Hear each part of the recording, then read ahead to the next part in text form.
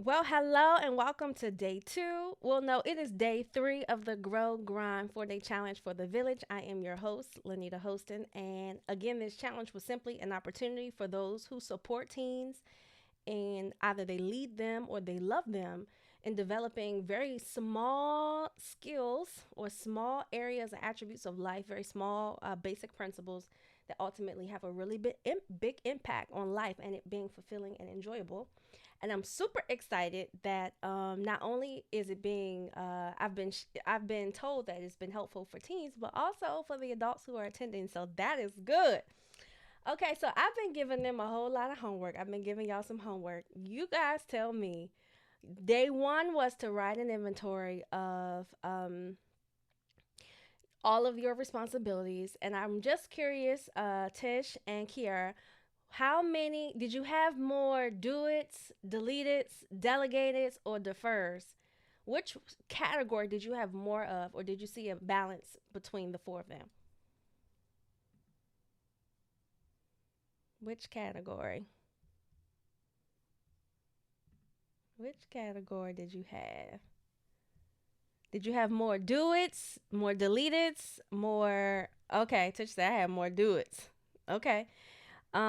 Okay, so that means that if you have more doers, then that means organizing time is a really big skill to master. And then tonight's class about boundaries, I gave it away, about gatekeepers is going to be super helpful for you too. Kiara said she had more delete it's. Okay, good stuff. All right, so let's jump in. So tonight's topic is establishing your gatekeepers.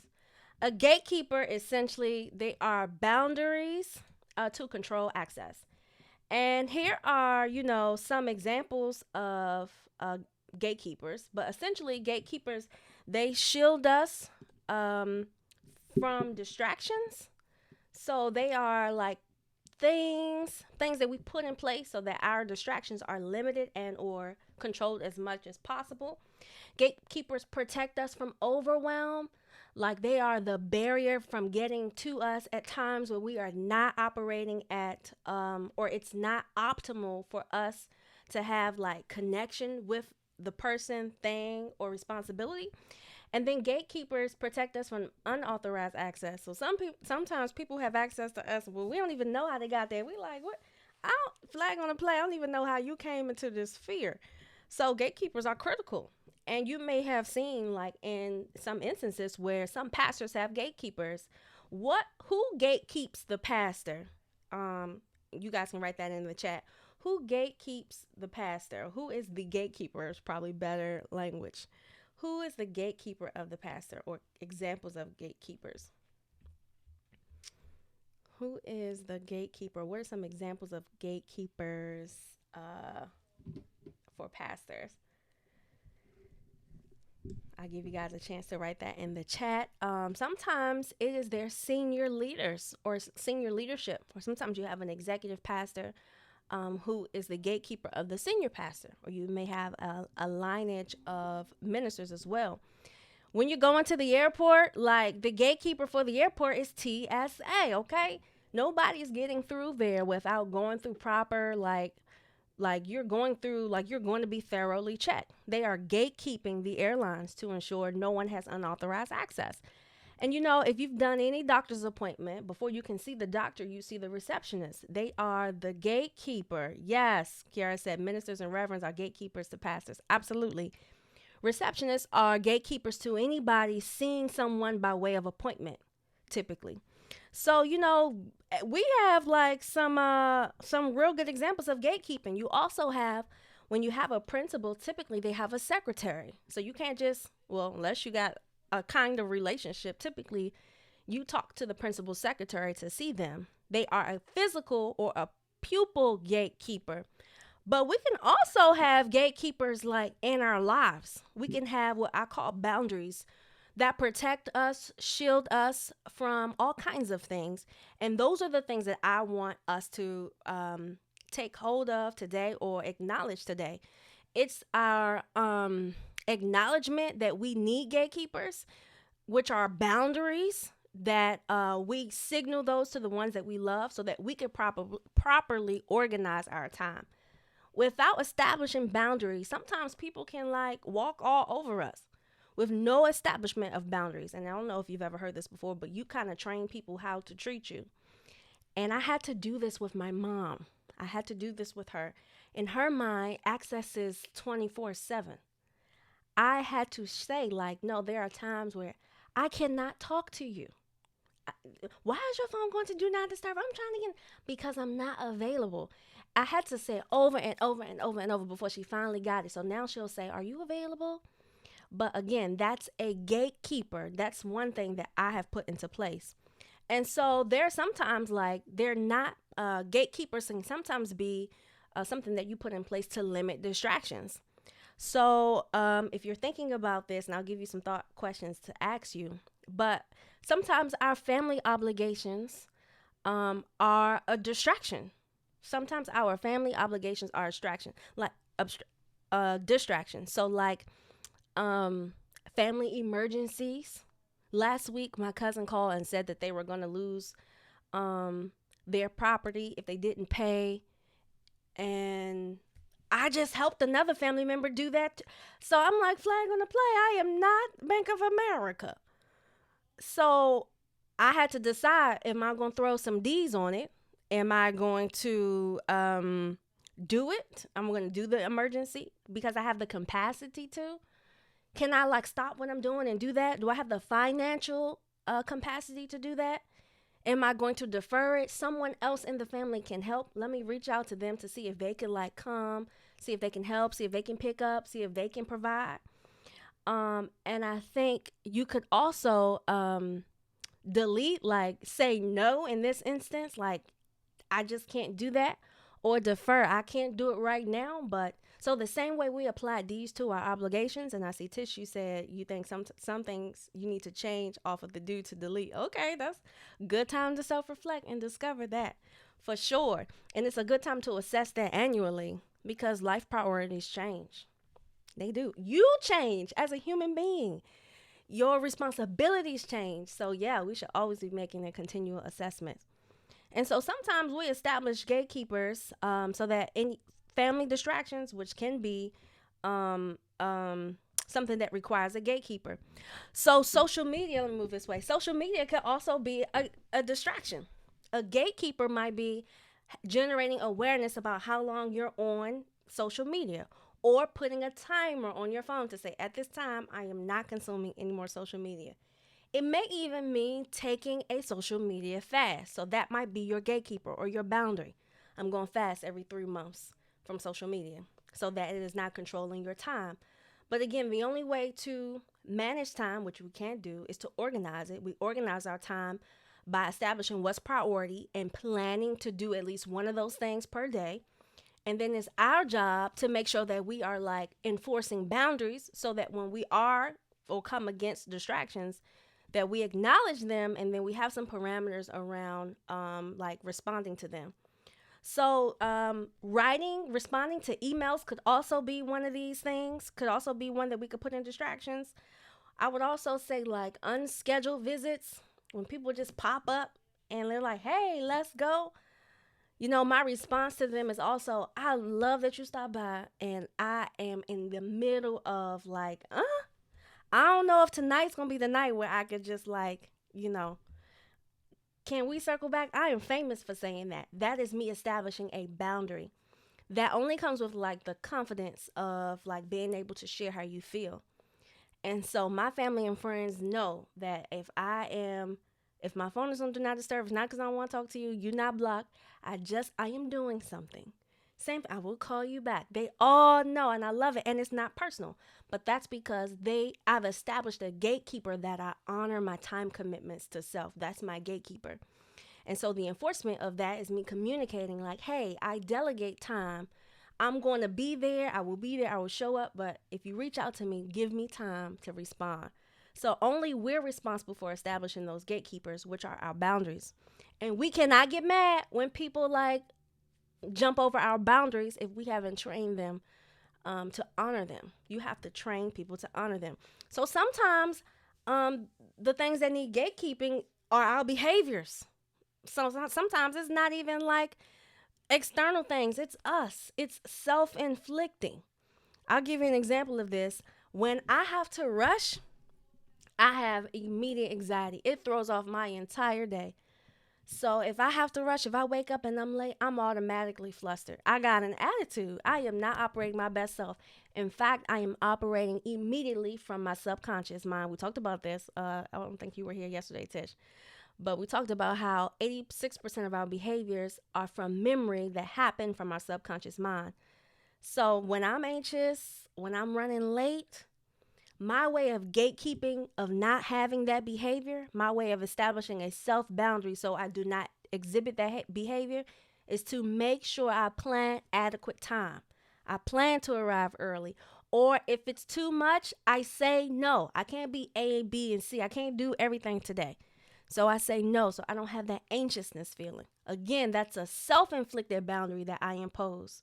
So either I'm going to bed early so I don't have to rush. I'm waking up early so that I don't have to rush, so that my behavior does not like control my day. And so another example of behavior is if you are offended or disrespected, or when I'm offended and disrespected, I've adapted this thing where my immediate response is to love first. So love by way of, I wonder why they said that. So I might say like, oh, why do you feel that way? Or are you saying that you feel like, I'm all in my mind, I am definitely feeling offended and or disrespected. But before I jump from 0 to 100, I just want to make sure I understood what you said. This is a boundary, a self-inflicted boundary that I impose so that my blood pressure don't be going and steam be coming out of my ears immediately. So sometimes we create these boundaries for our own mental health, because otherwise we would be triggered all day. Because people are imperfect and they say things that are not kind and nice. And this helps me control my temper. This is what has helped me to be better, to better manage relationships with people who are rude and unkind. Like this practice right here. Did I understand you said that correctly? And then not taking what they say personal. Very mature, but that has literally saved me. That's a boundary that I impose. And I always say this, no one can push a button that does not exist. We like strip away the power of people to push our buttons when we take ownership of the emotion. If you find that, ooh, that was triggering, ooh, that really rubbed me the wrong way, that's okay. You're human. But you have the power to control your reaction to that. You might not can control what they said, even if they were wrong, but you can control how you immediately go from 0 to 100. Maybe you go from 0 to 20 as you're processing, but no one can push a button that does not exist. So that's a boundary that I've really learned to adapt so that I can control my temperament. And the last gatekeeper, sometimes it might be people. Like if it's not external things impacting you, if it's not your own self-inflicting behaviors, some boundaries that you might need to impose might be in your relationships. So I did a relationship audit in 2019, and how do I put this? A really, really very special person in my life that I never imagined we would never be friends. We would not ever be friends. I definitely had to let them go. And the reason is because our relationship was becoming irreciprocal or non-reciprocal. It was imbalanced. I felt like it was 120. And I didn't like how that made me feel. It always had me on like, did I do something? Am I like, did I offend her? And I would ask questions like, is everything okay? Do you need anything? And the response would just be like, yeah, everything is cool. So I just assumed that maybe we just were not yin and yang anymore. And I literally like dissolved the friendship. I mean, we had the conversation. I'm just like, I'm kind of cutting ties. It was the most painful relationship I've ever had to let go. And it was platonic. It was my best friend, actually, my childhood best friend. So it was hurtful, but I learned that everything that God gives you, he can take away. And then some things he takes away, he can literally restore. And so I have not lacked in friendship or love platonically from other relationships. That was my fear. Like, who's going to be, who's going to do, who am I going to talk to about? And God simply just restored what I felt I was lacking. So now I don't have to like battle in my mind or feel like I'm not being supported or I'm not being loved the way I want to be loved by somebody I love. So sometimes the boundary is like letting go of those relationships that are non-reciprocal. On the flip side of that, I feel like a great way of establishing gatekeepers is for the relationships that we really value, affirming those. For the people who love us and continually show up, express that, because the boundary there is I want to maintain or sustain the quality of connection that we have. I really love this person, like platonically or romantically, and I want to make sure they understood that they're appreciated. So I think it works both ways when we're evaluating like the people who really deserve, not that really deserve, but the people who we know are super special and they're always there, like loving them too. And then the people who like, showing up halfway, throw some D's on it. That just might be the response for everything. Throw some D's on it. So here are my questions for you, and this is where the homework for tonight will derive from. Just say, wow, this is confirmation because this is exactly what I'm going through. Wow. The hard part about like being a big, not good because that's subjective, but a big hearted person is that it's sometimes there's no limit to what you would give. I feel like people take advantage of that, at least from my experience. I'm a big hearted person. I feel like there's no limit to what I will give if I love you. So it's really hard for me to accept someone's minimal effort. It's so hard. I'm like, really? That's all you got? I'm not talking about money. I'm not even talking about like physical things. I'm talking about like time, like somebody just showing up or so like sometimes in my own like having expectations of other people, I am disappointed. And so I had to learn to manage that. So yeah, like these relationship pieces, even if it's not romantic or romantic, it's tough. It's not an easy fit. So here are the questions as we are evaluating the gatekeepers that we need to enforce so that we can get through that do it list. And we're prioritizing the things that are important so we can do the things that we have to do and want to do. Here are the questions I want you all to be asking yourself. What is distracting me from completing important tasks? So that could be, I mentioned it could be social media. It could be family issues. It could be some type of trauma or mental health challenges. What are those distractions or maybe barriers might have been a better word? What are the barriers that are preventing us from completing tasks that are really important? So what I want you to do, you will write on one side of the paper, or you will write down what those barriers are. For me, I shared with you what mine were: family emergencies, social media, like mundane email management, and unscheduled visits. Those are common barriers or distractions from me being able to get things done. On the opposite side of the paper, I write down what's going to be like my way of establishing a boundary. I call it protection. So for family emergencies, I throw some D's on it. For social media, I watch my consumption time. I have to say verbally, and then I have to make up in my mind that I am going to honor that. So I think this exercise is more so self-awareness than anything. It's just us acknowledging like that these are really areas that don't have any gatekeepers. And I have an opportunity to put up some gates, which are boundaries, so that I can get the things done that are necessary and priority and important to me. The second question I want you to ask yourself is, what self-inflicted behaviors are causing me overwhelm? Yes, fear can definitely be one. Yeah. And then fear of what exactly? Like get to the root of it. Fear of, and then the fear of whatever that is. Why? Why is that? And there's nothing, I don't think there's anything wrong with having fear. I think having fear is normal.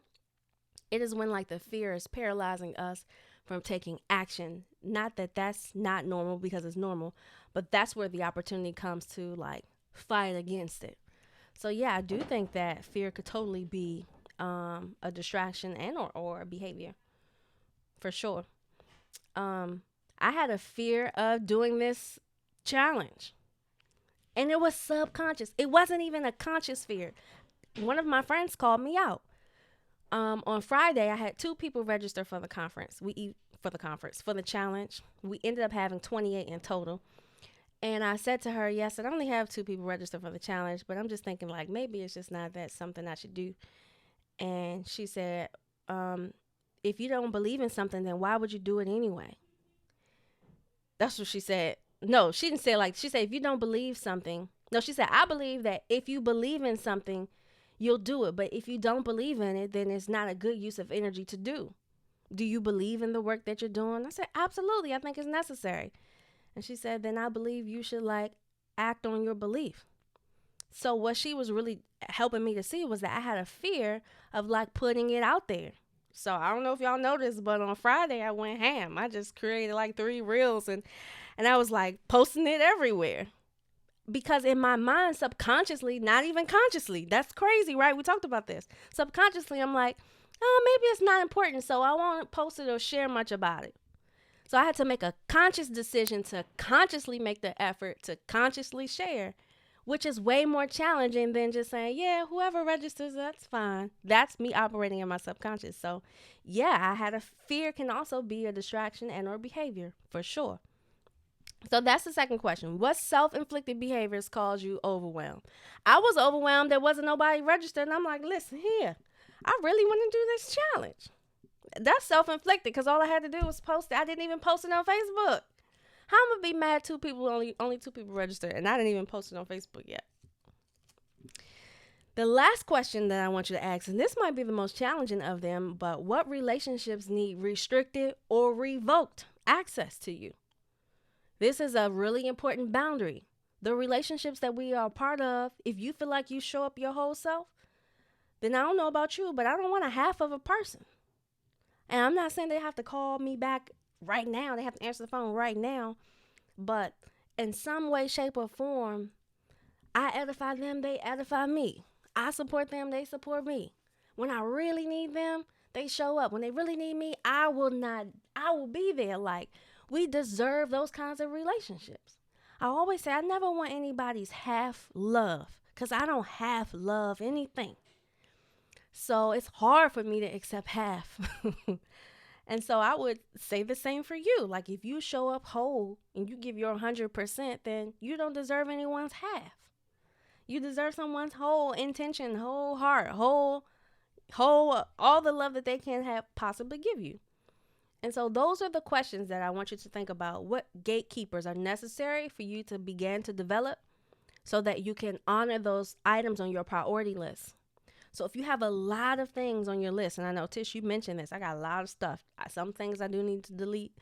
But as you're going through that list and you're organizing your day, what gatekeepers can you put into place? What conversations can you have with people to say, hey, I need this block of time. I need this hour, this sort of day. So this hour, I need no distractions. I just need to be like, give me that time. That's a gatekeeper too. Any questions? Any questions or comments?